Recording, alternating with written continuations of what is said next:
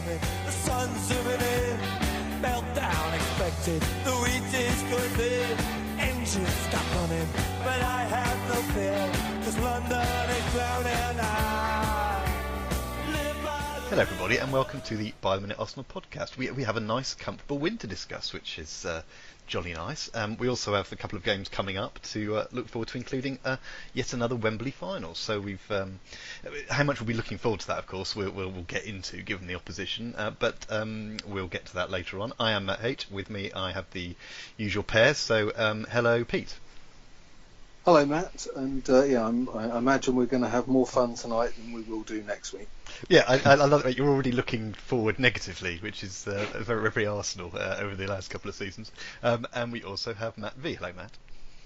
Evening. The first half of this podcast should be fun. The second half, maybe less so, but we shall see. Well, the second half will include the prediction results, so I reserve the right to be quite pleased. Definitely less so. Yeah, I reserve the right to be quite pleased about some of that.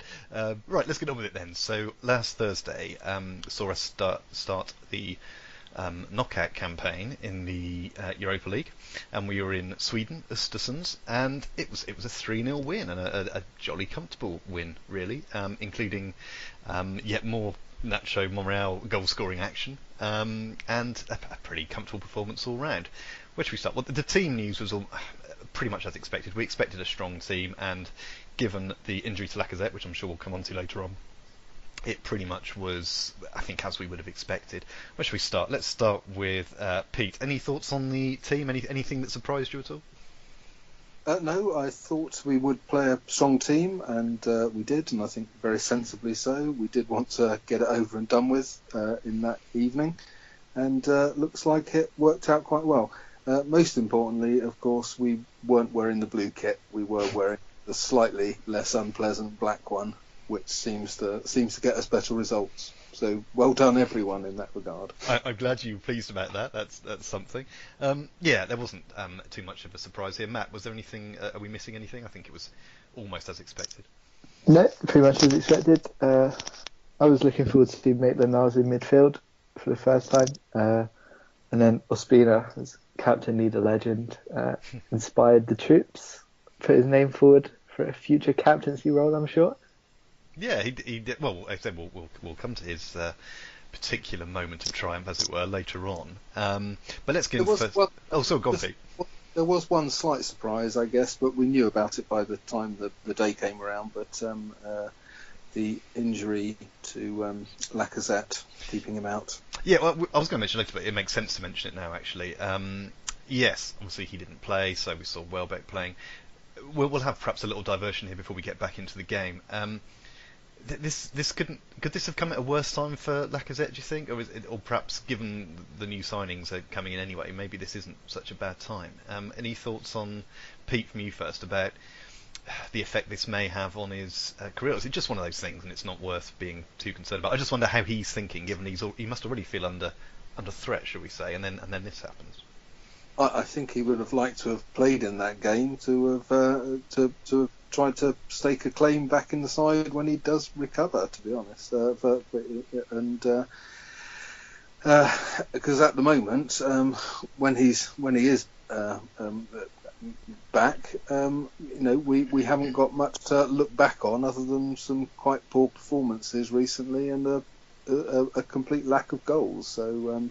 I think it was a real shame for him, and a shame for us, really, because Welbeck wasn't that great on the night, and it was an opportunity for him to show that he can take the team forward in this competition, which we really need to happen.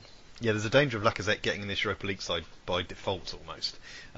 It seems to be only Danny Welbeck that can stop him, and as you say, perhaps didn't do huge amounts to put himself in pole position, but he's got some other games now to stake that claim, as you say, in this competition. Matt, any thoughts on the Lacazette thing before we move on? No, it's a shame for him. I don't know how long-standing it was, knee injury, or I don't know if he got in training or whatever. Hopefully he's back soon. As you said, I don't think he has too much to worry about in terms of getting back into the Europa League squad. The great disrespect to Welbeck, but having seen what Östersund's had in that, especially in the first half, I think he would have really liked to have played there and got some goals that could have at least put him in a position to challenge Aubameyang for starting in the league.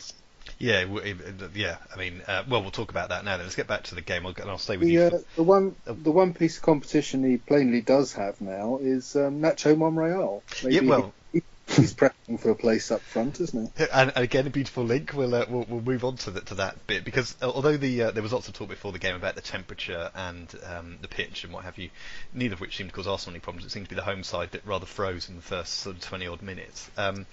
Matt, we were talking about, mentioned Monreal there. 2-0 up after 23 minutes, and Arsenal were really, I mean, the stats from the, I don't have them in front of me actually, but the stats from the game were, particularly the early part of the game, were stupendously one-sided. They were. Östersund's and their manager have spoken a lot in the build-up to about how they like to pass out from the back, and to be honest, I didn't believe them. I thought I believe that when I see it, and to be fair to them, to great cost, they persisted loyally with passing out from the back, despite having no ability to match that philosophy at the start. I thought they were awful, but we were very good. The pitch didn't really make any difference. To be honest, it probably benefited us. Our passing was even quicker. They just dropped so deep. And even if we're not playing with a lot of confidence, if a team's just going to drop deep and let us have the ball, we're still gonna do very well. And Monreal's goal came from a corner where I think it was Mkhitaryan had his shot cleared off the line. We could have scored then corner, didn't clear it, and where we had loads of chances, and Monreal scored again. And it was just more of the same after that, really. I don't know what they were doing, passing out from the back in their own 6-yard box. An own goal put us 2-0 up. And it just wasn't working for them. It looked like it was going to be a battering. And then I think they realised, which most teams do when they play us, that if you attack us, we're not actually very good. And they started to get a bit more confidence when they got out our defence. But no, in that first 20, 25 minutes, they were awful, and we were very, very professional, I guess. That's a good way of putting it, I think. I mean, looking at some of the stats which I've now found, I mean, just looking at the first half alone, we had twice as many completed passes as them, nearly towards 400, which is quite ridiculous. We had 60-odd% possession. We had, more attempts on goal, just more everything, basically. It's interesting because I felt that after the first half hour or so, it was the rest of the first half and the whole second half was far more, perhaps not even, but they certainly made a far better fist of it, as it were, than that first sort of 25 minutes, half an hour. Pete, any thoughts on the first half and the goal-scoring machine that is Nacho Monreal? Yeah. Well, just to agree with Matt there, and also to pick up that you mentioned last week, I think, that this was Östersund's first game. In effect, they haven't started their season yet, and I think that's what showed in the first half to some extent. They looked like a team who hadn't played for a while, and looked like a team who took a while to remember how to play. I mean, it's been a long time since I've seen us keep the ball that well without really having to try to keep the ball. And poor old Östersunds had, as you say, lost it really in the first 23 minutes. But they did when they started to attack us, realise that, well, we're not that good, and they can have a go. It's almost a surprise they didn't get at least a consolation goal out of the game. Well, we can come on to that. Let's go into the second half then, because even though they had been playing, I thought, pretty well, Mesut Ozil managed to break away just for the hour and add a bit of gloss to the score. You always think 3-0 away from home in a two-leg affair that's pretty much job done. But there was, we'll sort of group the whole second half together, there was a moment, of course, where it could have gone to 3-1, and you're still pretty comfortable, but 3-1 I don't think I'd have felt quite the same, and that was after a rather clumsy Bellerin foul for a penalty. And of course, it was Ospina in goal and not Petr Cech, which some cynics would say probably made the difference, but it was a pretty poor penalty anyway. I'll go to Matt for the goalkeeping discussion, obviously. Any thoughts on the Ozil goal? I mean, the second half was not the most exciting half of football. So really, we've got the goal and we've got the penalty concession and indeed the save. Yeah, it wasn't a great half to watch, but we did what we needed to. I can't remember who played the ball to Ozil, but he controlled it really well. Hit it pretty much through the keeper. And 3-0 we were in control. Just passed it around really. And yeah, conceded a penalty as we usually do. And what was needed for us to save our first penalty in 4 years was for my prediction to be on the line. I don't want to be selfish about it. I may have had split loyalties as to whether I wanted it saved or not. But no, it was a dreadful penalty. Ospina saved it. And yeah, I saw a compilation actually of all the penalties we haven't saved since we last saw one. And I think this was only the second time out of 23 we dived the right way. But it was a good save, and hopefully this starts a run. Well, actually, no, hopefully it doesn't, because hopefully we won't concede anymore. But it was good to see us actually save one, and 3-0 is a pretty comprehensive win. I see what you mean about 3-1, just doesn't sound quite secure, but I think either way we have the tie pretty much in the bag. Yeah, I think it was my natural pessimism coming through when I started reading about that, and of course the prediction league did cross my mind. We'll get back to Pete then about anything. We'll tie it all up together. Anything about the goal, the penalty save, and indeed anything else about players that did well or didn't do so well. I mean, we've mentioned Welbeck not really firing. Anything else you would note about that second half or the game overall? Yeah, a couple of things I was going to say, which just mostly agreeing with Matt about the penalty. There was actually a chance for them to have a penalty before that, which what almost certainly was a penalty and wasn't given. So we may have been quite fortunate to get away without conceding a goal in that game, because maybe Ospina wouldn't have saved 2 in one night.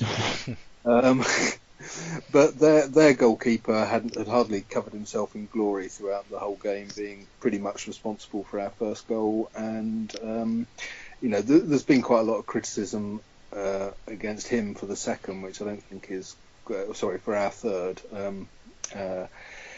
But I thought it was a good hit by Ozil. Took a little deflection, and he did what he could to try and keep it out, and couldn't make it. One other thing I did notice, I don't know if you noticed this, but it seemed that the referee was Mustafi's best mate. I can't say I noticed this. He made a couple of quite astonishingly bad tackles. Oh, yes, I'm with you. Yes, there was one or two. There were one or two, I should say. Yes. And I think it might have been him who was responsible for the penalty that wasn't given as well. So it really did seem that's a bit odd. Maybe he goes for a drink with that referee on a regular basis or something. We probably shouldn't make any more of that, just in case something comes back to bite us in the future. We'll move swiftly on. But just regards Welbeck quickly, I mean, it was his first game in quite a while, and it did appear that he was hardly pushing himself too hard, and understandable under the circumstances, on a dodgy surface, or potentially a dodgy surface on which he could aggravate his injury. So, I thought he actually did all right, all things considered. But I think any reserve he was holding himself in is pretty understandable, really, and hopefully he'll get over that going forward. It's difficult to make too much of any sort of individual performances, isn't it, given the way the game sort of rather petered out in the second half. But Matt, is there anything you wanted to add to our conversation about this game? No, not really. I thought Maitland-Niles was decent enough in midfield. Don't think anyone particularly impressed, because it was so easy in the first half now, and we got a 2-0 lead. I think everyone pretty much thought it was done. There was no need to push too hard and risk anything. Could see Nelson and Nketiah get a few minutes at the end. But no, overall, job well done. What could have been an embarrassing night, and we have to savour any away wins we get these days. Yeah, we'll take that. Well, you said job done in there, and I was going to have a sort of ask you both if you thought it was job done, but I'll tell you what we'll do. We'll save that until the actual little preview bit, which we will move to now then. No Premier League update this week because there were no Premier League games. Everyone else was in the FA Cup. We have things we could mention. We could talk about Matt having to travel near or through Stoke, Mordor as it's normally called, and he seems to have survived that, which is we're very pleased about that. And if that wasn't confusing enough, we have to report the fact that Francis Coquelin, after just a mere however many games it is for Valencia, has scored a goal this weekend. I don't know if this is worth any discussion. It comes on hot on the heels of our conversation a few weeks ago about other former players scoring goals. Matt, anything you want to add to any of that information? I could not believe my eyes when I saw Coquelin had scored. I don't know how many years he was at Arsenal. A fair few. Didn't even come close to scoring that I remember. 8 seasons of one bit or another. Yes. Yeah. And here he was at Valencia in his first few games. He's got up for a corner, which I've never seen before, and he has made a run to the near post and a really nice header actually. I didn't see his celebration. I imagine he probably decapitated someone with excitement, but I know I'm happy for him. And as you said, Debussy scored recently. Sonogo. This is incredible, and I think we should start sending more players out on loan just so they can score and then bring them back immediately, because some of our players could do with some form. But I think it's pretty good to see players go out. Yeah, good. Leave the club and do well. I don't begrudge any of them. So well done to Coquelin. Well, it's interesting actually. I've just got his Wikipedia thing open. I appreciate Wikipedia may not be perfect, but 8 seasons at Arsenal. Now the first couple of those he didn't play any league games, but no goals at all. But he's been to 4 other teams: Lorient and Freiburg on loan, and Charlton, and obviously for Valencia. He scored at all of those other teams apart from Charlton. He scored 1 goal at Lorient, 1 goal at Freiburg, 1 goal at Valencia so far. So it's London he obviously doesn't like. He's fine on other parts of the continent, but he's not happy with London. Pete, any thoughts on that, or any other football bits and pieces you'd care to bring up, or should we move on? He obviously just didn't like us enough, did he? Well, it took him 8 seasons to decide, but well, yes, good luck to him though. That's good luck to him. Yeah, we'll see. We'll keep an eye on it, see if he can get any more. Right, so let's move straight on to previews and predictions then. Now, the big game this week really is the League Cup final, which takes place next Sunday afternoon at 4:30. But before that, we have the return this Thursday, 8 o'clock, against Östersunds. Now, as you know, we're already 3-0 up. So we hope this will be a fairly straightforward assignment, and I'm fascinated actually to hear what you both have to say about who's going to be in the team, because it's a really tricky one, I think, with another game, an important game coming up on the Sunday, and with our position. I mean, it's what we wanted to do, but I'm not sure how the manager sits down and picks an 11. Let's start with Pete for this one. Pete, let's have a line or two on the game and your prediction, please. Well, I think it is game over, really, and simply Östersunds haven't yet played that much more football since they played us. Did they play this weekend at all? I still don't think it started. I think there was something mentioned in the commentary, and I apologise if I've got this wrong, that they actually have to bring forward one of the games they were due to play just to get some practice in. So I don't think it's started yet. I will. You carry on. I'll see if I can find out anything about that. But I just I can't see them having improved enough between then and this Thursday to trouble us at all, really. And I think we will probably play a fairly young side. We'll probably keep some stuff on the bench just in case things go horribly wrong. But at the end of the day, we've scored 3 away goals. They've got nothing. And they're going to have to try very hard. But I suspect we won't particularly take the game to them either. We'll probably sit around and think about it for a while, although some of these young players may want to really attack it and stake a claim for a place in the side. So I'm going to suggest that we will win 2-1. 2-1. Okay, so relatively close, but you've outlined your reasons for that. Well, it looks as if the Swedish season doesn't. One on that. So. Yeah, okay, that'll do. Let's not get greedy. It looks as if the Swedish season doesn't actually start till the 2nd of April, kind of that time. So, and they haven't played any games in that. They must have played a friendly or some kind of cup game or something. But yeah, so as far as I can tell, they still aren't playing for the best part of another 2 months. So. That is an interesting one for them to work out. Matt, what do you think that approach will be coming into the Emirates for this one? Well, Austin's got nothing to lose. They can't start any worse than they did at home. I hope we do play a rotated team. It'd be interesting to see what we do in some positions. Bellerin's pretty much our only right back, but you'd assume he probably won't play. Is Ospina our cup keeper for both competitions? So see what happens there. Yeah, I hope the likes of Nelson and Nketiah Willock will start. I can imagine we just pass sideways for 90 minutes in a pretty dull game. I'll go 2-0 Arsenal. 2-0. Of course, I was bang on with my 3-0 prediction last week, staggeringly, so I've got a bit closer to Matt in the overall standings. A pair of you both got a point each for at least saying Arsenal would win. I'm going to go with 3-0 again, because it suited me last week, and I think I have a feeling we will change things a little bit, but I don't know if there's enough personnel to change it too much. And you might want to keep somebody. Keep people on their toes, keep a bit of fitness, a bit of match fitness ready for Sunday. I don't know. It's a really tricky one. I'll go with 3-0 because I think we're in such a comfortable position. If Östersunds are going to go for it, and as you say, why not? They've got nothing to lose. They may leave some gaps, and we should have the players who can exploit that and make the most of it. So it worked for me last week, so I'm gonna stick with that. Now, something I don't think will win 3-0 is the League Cup final on Sunday afternoon against Man City. Man City pretty much all conquering this season in every competition they're in. There's plenty of talk about them doing the quadruple. I remember when people used to talk about Arsenal doing the quadruple. It's a long time ago now, but it's always a nice memory. Well, let's start with Pete again. Pete, I know you're going to this one bravely. What's your best hope, but what's your also realistic prediction, bearing in mind we're sticking to the 90 minutes for the prediction?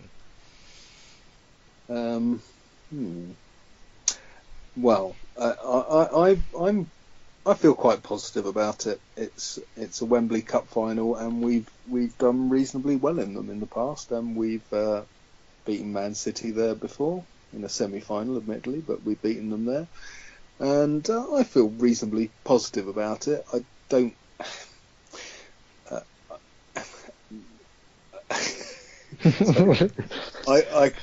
I can do nothing other, I'm afraid, than predict an Arsenal win, and so on that basis, I will say again, I will go back to my standard 2-1 Arsenal.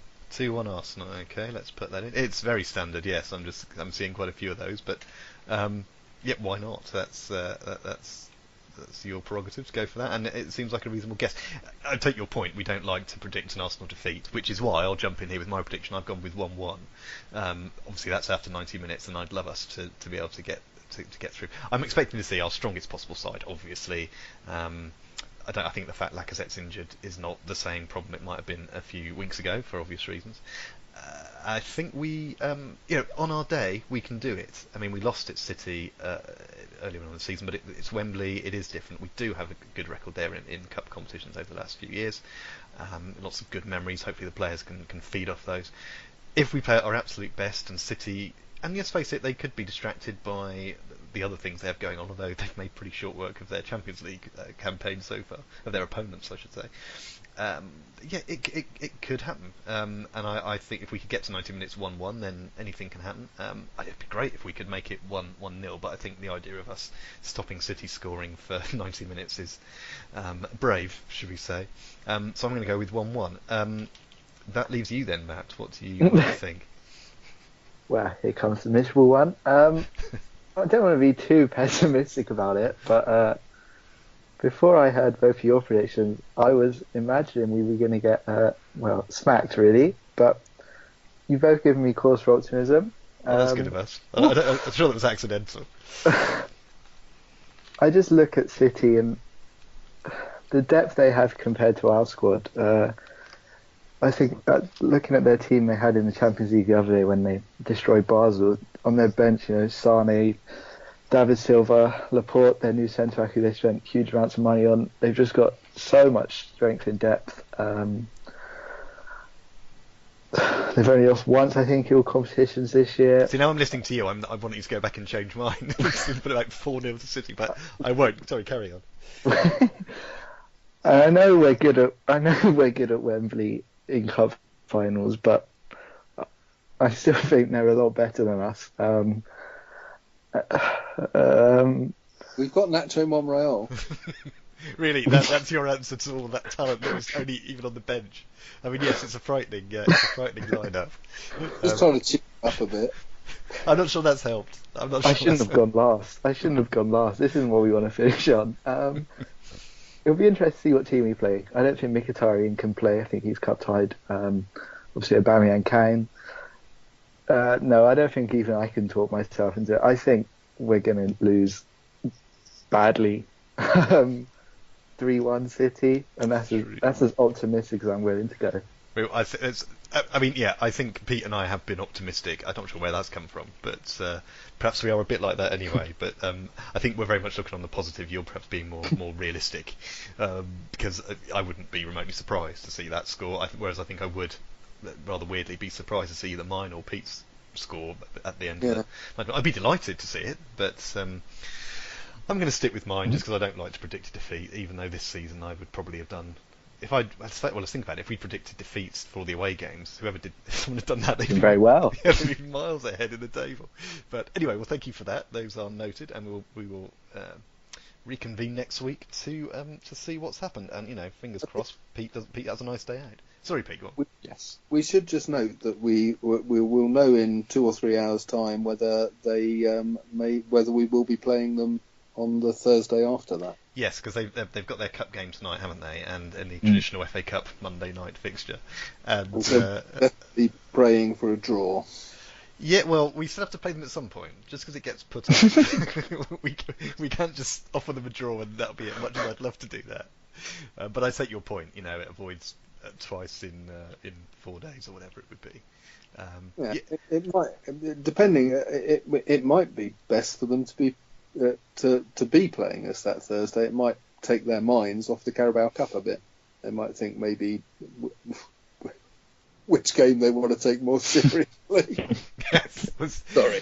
This is it's going to be the League Cup, isn't it? Because they're so far ahead in the league. I mean, they've already lost a game now, so they haven't really got that to go for. But well, we'll see. Yeah, we'll see about that one. The other thing, now you mentioned it, you just reminded me. Our game against Leicester is to be rearranged as well, our away game, which was due, I think, later on in March, because Leicester are still in the cup, so that'll be jiggled around a bit. Not that it will make a massive difference to us, though. Of course, it may have an impact on our Europa League. Where we are in the Europa League, assuming we do okay on Thursday and are still in it. All right then. Well, I think we are done. I think we no need to hold you up any longer. We'll call it a pod there. So Pete, thank you for your company and enjoy Sunday. It's of course that my record at League Cup finals is not great. Neither is Arsenal actually. So no, well I've only ever been to one. And we lost it against Birmingham. So I don't think even though I predicted a win, I don't think we should get that excited. Well, now you mention it, I've been to two, and it was Birmingham and the Chelsea away one, and we lost both of those. So it's probably good I'm not going. Oh yeah, I was there. You were there at that one, yeah. You were at that one. I thought you were. So it's not getting any better. Tremendous. Let's face it, I have a very poor record at League Cup final. But so do Arsenal. In fact, I'd forgotten what our record was, and I'm going to have a look because I can't remember what. We've been in there a lot of times, haven't we? And been runners up. You bear with me. I'm trying to find out where it is. I can't. The last one I remember winning was the one against Sheffield Wednesday when we played them in both the FA Cup and the League Cup.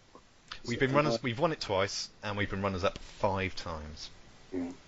So it's 2 out of 7 is not a strong percentage. It's certainly a lot worse than our FA Cup, for example, when we're very much over 50%. At the League Cup, there we're very much under it. Anyway, well, let's hope you break a jinx. Not that I want to call you a jinx. That seems terribly unfair. Or just hope I don't go. Oh no, I couldn't do that. I imagine Well, I know you. I know you can have a nice day out. And try not to let the football interfere. To be honest, when we went to the cup final last season, I don't think we were expecting a great day out, but it turned out to be very nice. So you never know; it just might happen again. Might do.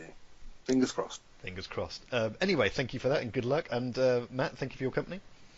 Thank you. I truly hope next week I'm here, having been proved wrong. We've pulled off an incredible win. So fingers crossed.